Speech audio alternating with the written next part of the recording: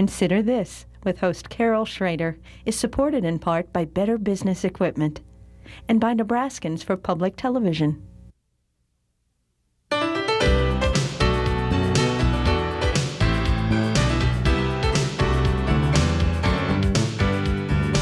Consider This, a news and information program recorded on the campus of the University of Nebraska at Omaha. From the Fireside Lounge in the Milo Bale Student Center, here is your host, Carol Schrader. Hello and welcome back to UNO and the Student Center here. It's my privilege to have Mayor-elect Mike Fahey as our guest today. It was a squeaker and one of the most interesting races I've ever covered, or just as an Omahan have seen. Have you had a little time to play golf and kind of back off from? Did take the last weekend off and got away a little bit for the weekend, and so it was enjoyable to get out of town, and but I'm ready. You know, you're a lifelong Democrat, and politics is kind of a hard game. But did you ever, for a moment, when you were considering running, during running, or maybe even after you won, say, you know, Hal Dobb really had a hard job, and I'm going to have to fill it. Even though, you know, you ran against him. Yeah, and I certainly respect Hal and everything he's done. And, you know, in many ways, there'll be tough shoes to fill. In fact, I saw him today at a place we were having lunch together, and we're going to get together and have breakfast, and we'll kind of talk about it. But, no, I recognize it. It'll be a challenge, but I'm looking forward to it. It's just like starting a new job, obviously. Well, you've got a lot of energy, and he had a lot of energy. But you're, you know, I mean, the whole issue of sort of just personal style was a big one in the campaign, and but the, you know, he won the last election by a very, very small margin against Brenda Council. You've won by a very, you know, about a percentage point. George W. won by a very small amount. Ben Nelson one time. That's true. How does that affect how you approach an office in terms of not necessarily doing what you think is right, but knowing that you have kind of maybe to smooth some things out on the way in? Well, I mean, they're not an overwhelming mandate, you mean? Well, I'm the one that's supposed to be a little more succinct, but that'll work. No, I think you really go about it and try to do the things you promised you'd try to do. And that's certainly how I'm going to approach it. We've had a few meetings already with the chief of the fire department. I just had this morning a meeting with the chief of the police department. And we were just talking through some of the issues, things we talked about during the campaign, and how these will all fit in. And I'm very, very pleased of their response and their feeling that, you know, wanting to cooperate, wanting to do the best we possibly can for the citizens of Omaha. So now, one of the things that your predecessor was gung-ho and got a lot of things either accomplished or started. Now, the reason I mention that is because each mayor doesn't want to reinvent the wheel, but has thoughts and philosophies and ideas of what to do in the city, and most of those things take money. When you follow such an industrious mayor who got a lot of things going, and I'm talking besides the Arena Convention Center and that, you know, my thought is there were a lot of annexations, and so they added to the tax base, but is there going to be the money to finish up a lot of those projects, besides the really big ones like the Arena Convention Center, and, you know, do some of the kinds of things you want to do, neighborhoods after school, care, things like that, things that you want to get involved in. Does that worry you? It bothers me a little bit in respect to this. We haven't had an opportunity to sit down with the finance people yet to find out where we are. I'm concerned when we hear at least that there's been a drop in the sales tax revenues. Obviously those always present challenges. Now, over the last 6 years, they've enjoyed a surplus each year, so which makes it a lot easier in respect to governing, because you know you've got extra money. The real challenge will be is, in fact, if we do not have surplus, if we fall short of our revenue projections. And that's what I'm very concerned about, because then it really does make it much more difficult, not only to do the programs we've talked about, but also fulfilling the obligations that we're already committed to doing. So it's a little premature to say that yet. We have to find out, but we'll be having those meetings over the next 2 weeks. Of all the things you talked about doing that involve either new city money or a surge of new city money, what is the one that you're going to you're a little concerned about the most? Well, first off, I think it's important that we look for it, and I talked about this during the campaign. We have to be smarter in the way we spend our money, and I'm looking for new opportunities to save money, to be more efficient. So we're talking about re-engineering, talking about looking at different ways to solve problems, to provide services. So I'm hoping the money that we can save or find, so to speak, on re-engineering will be money that will be available to do some of the park improvements we've talked about on a more current basis than what they already planned on. Right now I'd like to improve, we have a couple police stations that are planned, but not until 2007. And we know those are the two outermost western police stations where we've done a lot of the annexation areas. We know we talked about the rescue squads that we need out there. We need to find ways to hopefully get those done sooner than 2007, because we're already, obviously they need some help, and the two stations we have out there are pretty antiquated, to say the least. Well, we have one in South Omaha, I think, that has been on the blocks for a long time. It needs to be replaced. I'm thinking of fire station. Oh, you're thinking fire station. But yeah. We have two new police stations in southeast and northeast Omaha. They're kind of the models that we want to try to do in the western part of the city too, but they take money. Yeah, they do. With regard to things like park improvements, the city council just voted on, approving purchase of some property out west. The mayor, the current mayor, tried to make some improvements, some water park things, and that. I guess the question is, how do you know what the people really want? For instance, one of the water parks at Miller Park in North Omaha, for the little kids, but there was nothing for the big kids, Right. Nothing new. I don't know how, and I'm not being critical of how things are decided and the powers that be.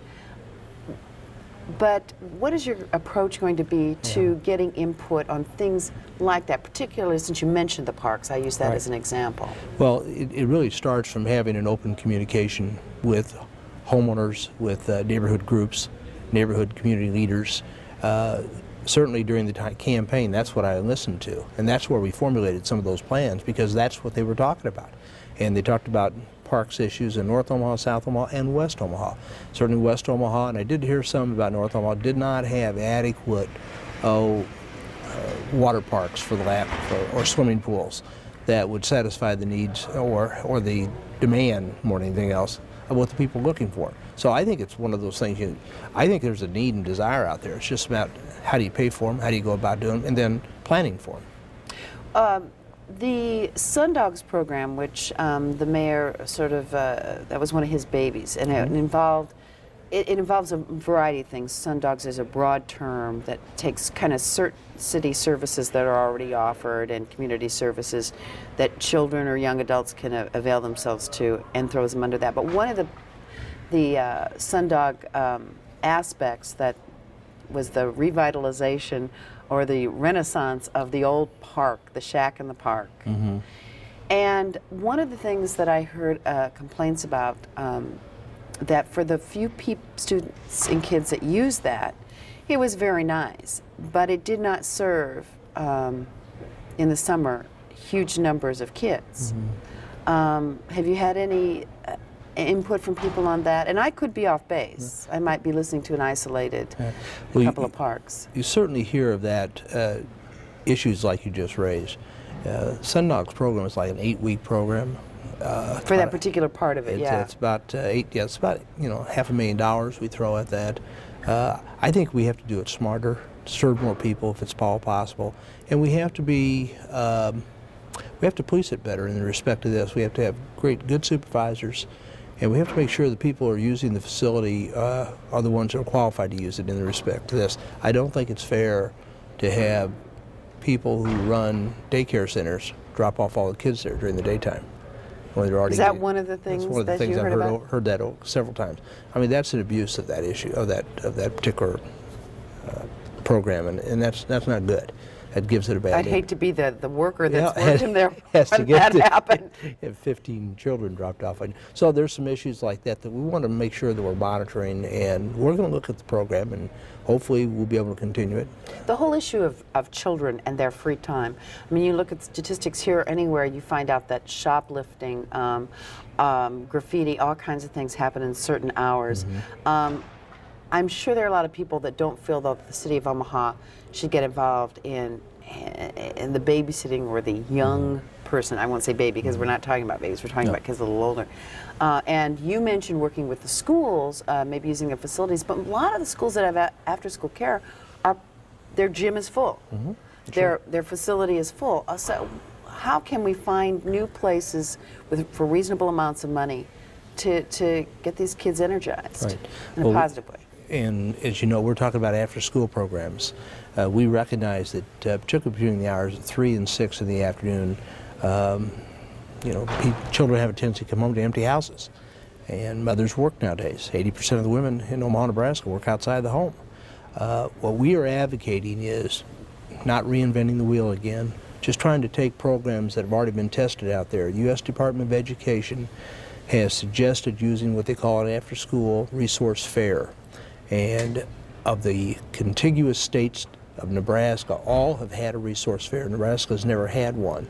And basically it talks about bringing all of these particular homegrown programs, after-school programs, whether it be West Sides or ACTS or faith-based, bringing them together in a collaborative effort to talk about certainly what the services that are being provided right now, but what the needs are, and what is the demand. We know there's a big demand out there. We know there's a wait list in Millard and OPS school systems on after school. We need to figure out ways to get more kids in the program. And what part of the resource fair tries to accomplish is certainly to talk about the issues there, but it also helps identify resources. And we know from the Boston experience that there are 50 federal agencies out there that have monies available for after-school programs. We know there's like 61,000 foundations, many of which have monies available for after-school programs. So it's a matter of putting everybody together to find out what are our needs, then making applications for those grants. Now, Boston did this very, very successfully in the respect of this. They have, in the last couple months now, they were able to get $23 million in funding. Well, that serves a lot of need, and those are the kind of things that we're talking about, not to increase the tax base here or to cost more money for the citizens of Omaha, but finding different ways to serve our needs. And that's thinking a little outside the box. One of the things that your opponent criticized you for is that is kind of after-school care, even if it's an important concept and a good idea, vital for families, is a social service, and the city is not in the social service business. No. And again, if you were talking about spending money on that issue, I would agree. That's not our job, but it doesn't diminish the fact that it doesn't mean the mayor cannot use the bully pulpit to bring these collaborative efforts to do this. We're not talking about running the program. We're talking about bringing these people together to run the program, to help them write grants, to do those things. I think that's not only our job, I think that's things we should do. We know kids get in trouble between the hours of 3 and 6. That costs us money when they get in trouble. And the parents worry, even if their kids don't get in trouble, there's other things that can They can become victims. Happen. Yes. They can become victims of that, of other children who are victimizing others. So it's very, very important that we do look into it. That's why I think it falls in line with my community policing plan as well, because we know community policing, the focus of it is to get the officers working with the community leaders, help them to establish police athletic leagues, things like that, to help the kids keep busy after school. You know, I was going to ask you about that. I heard you out on the stump talking about police athletic leagues. You remember the era, and I want to say Reagan. Sarah, might have been the first Bush presidency, where that in Congress they all went nuts about after-school basketball. You know, police athletic leagues, midnight basketball. Like this was just an awful way to spend resources, and a lot of them, some of the officers were doing it themselves, and it wasn't necessarily city money. But again, the whole issue of community policing. I remember when we first started that we were getting into community policing, and a lot of stories were done, and we were in newsrooms all over town. We were trying to educate ourselves about community policing. And then Mayor Dobbs said, community policing is being soft on crime. Actually, many of the community policing concepts still exist in the city of Omaha. That's right.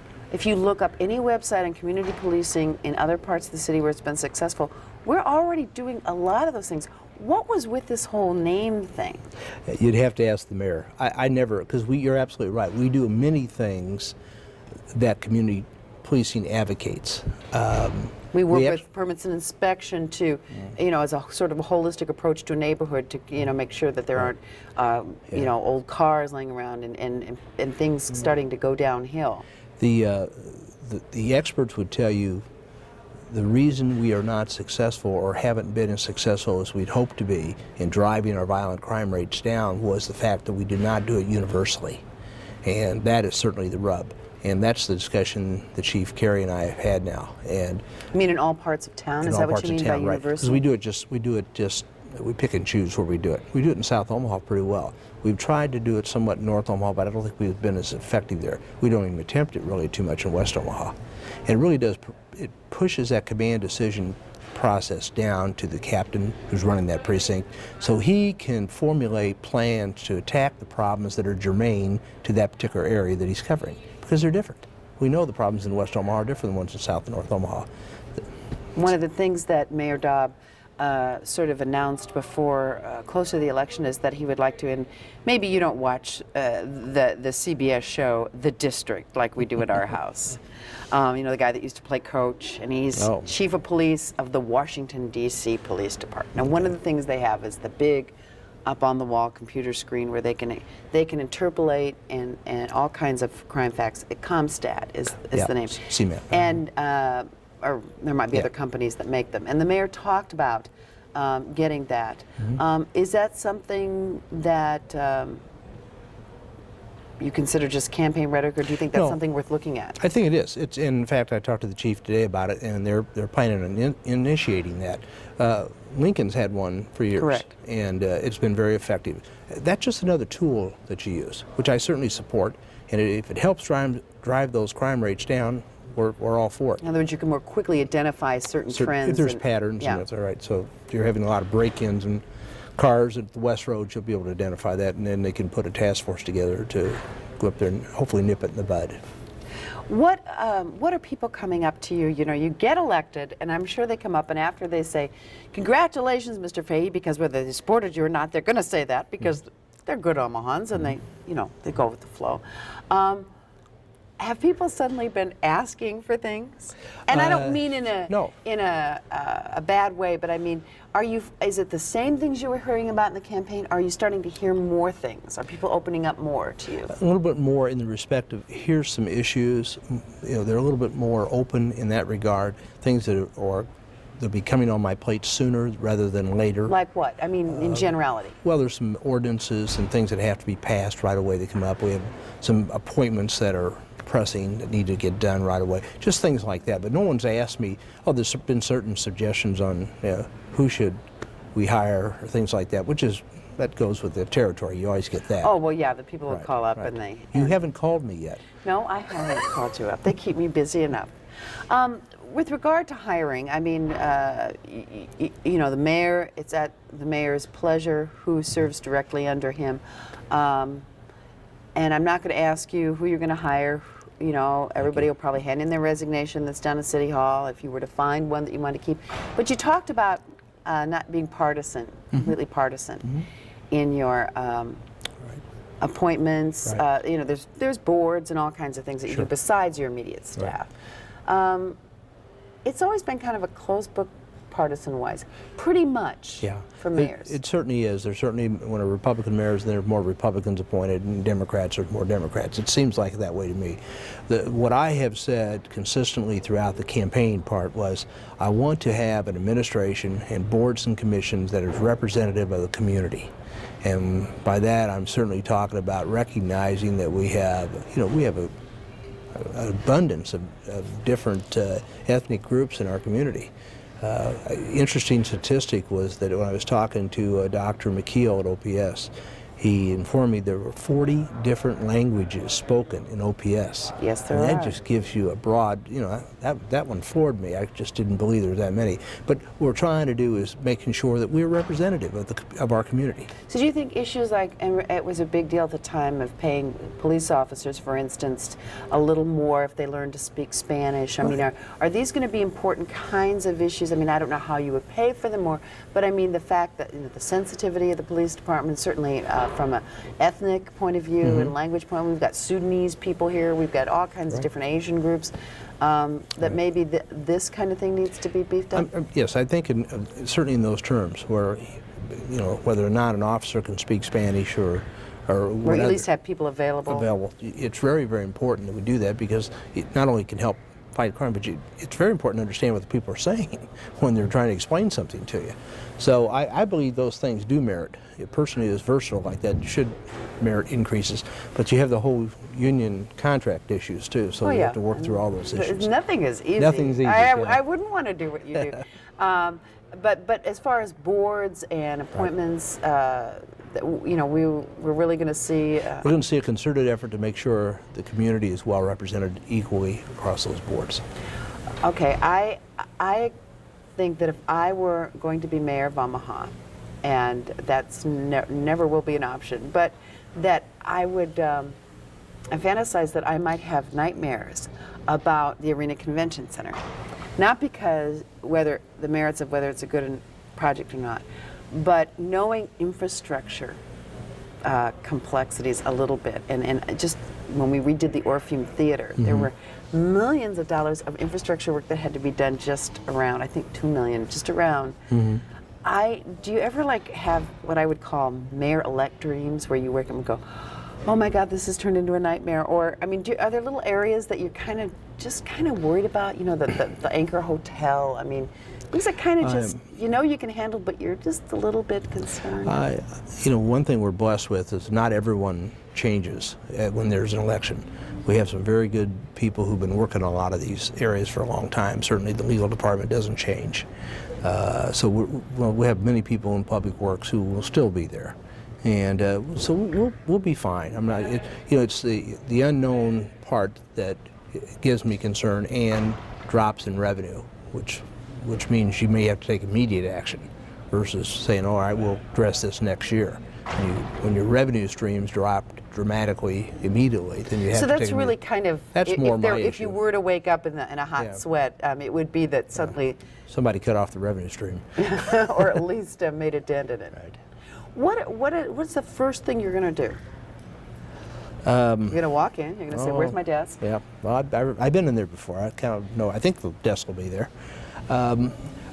It'll certainly be organization, and we'll have a lot of that in place. We're going to be going down there next Wednesday. We get an office space, and so we'll be mapping all that out at the time. But hopefully when someone calls on June the 12th in the morning, it'll be seamless. They won't know the difference other than maybe a different voice at the end of the mayor's office.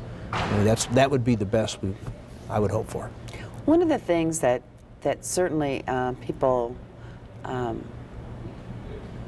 say about Mayor Daub is that he was tireless in terms of just amount of daytime hours, nighttime hours, at least what they saw. He would go a lot of places and do a lot of things. It had often occurred to me sometimes that a mayor can I got tired just watching him, okay? And so I'm not that high an energy person, but what is going to be your approach to, I mean, he sort of threw down the gauntlet. I mean, people are going to say, well, he used to be here, yeah. But is there a limit to how the mayor should expend his or her energy? Again, it's different styles in my mind. The mayor and I are different than that. I mean, someone referred to him as the Energizer Bunny. And, I mean that, and I meant that in the best way. I mean, that's his style. That's how he does things. I don't think that necessarily makes you more effective. So I think it'll take a while for people to judge me on how well I do. But you've been in party politics long enough to know that a lot of times people judge you by if you show up. Sure.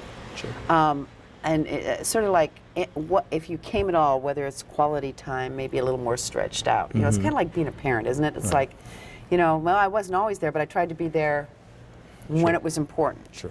Are you fear that you might be judged? You can't go to the festival that Mayor Dow went to for 18 million. I think I'll attend certainly my share of all those things, and I could say no sometimes, but when it comes to certain things that are certainly very important to the people who are calling you, it's always important to them. I mean, sometimes, the mayor even told me, he says, you probably get 5 or 10 requests per day. You can't make them all. It's just impossible. So you still got to run the city hall. You still need some time to write and to think and to do those things. And there are 24 hours in the day, but you can't work them all.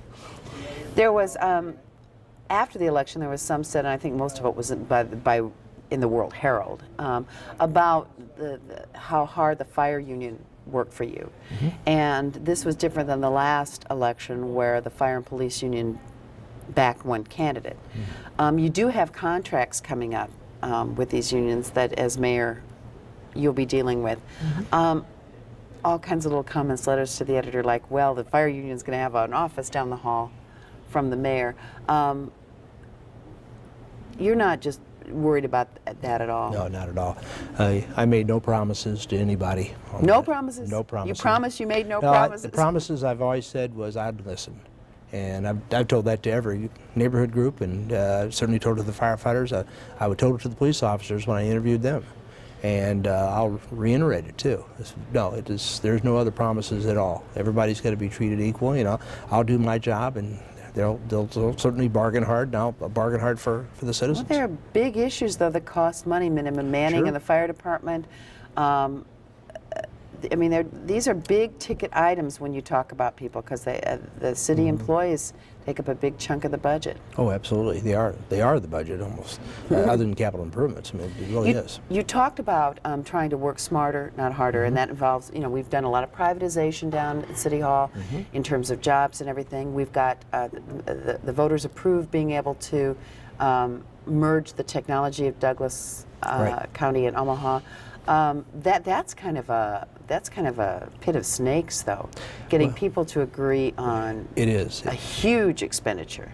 Well, it's a huge expenditure in some ways, but there's opportunities there too. Right, but getting people to agree well, that's the hard part. And buying computer systems is probably one of the ask the State Department of Health and Human Services. It's a slippery slope. We all know that. But there are other opportunities. We've talked about parks, we've talked about personnel, we've talked about purchasing, we've talked about doing joint purchasing with the schools. I want to do joint purchasing with the schools. I want to do joint purchasing with any other political subdivision who'll join with us to help drive costs down. Well, we've driven time away, so I want to thank you for being with us. Good luck. We'll touch bases in about a year. Okay, sounds great. Thanks for having me. Mike Fahey, Mayor-elect of the city, thank you for joining us on Consider This.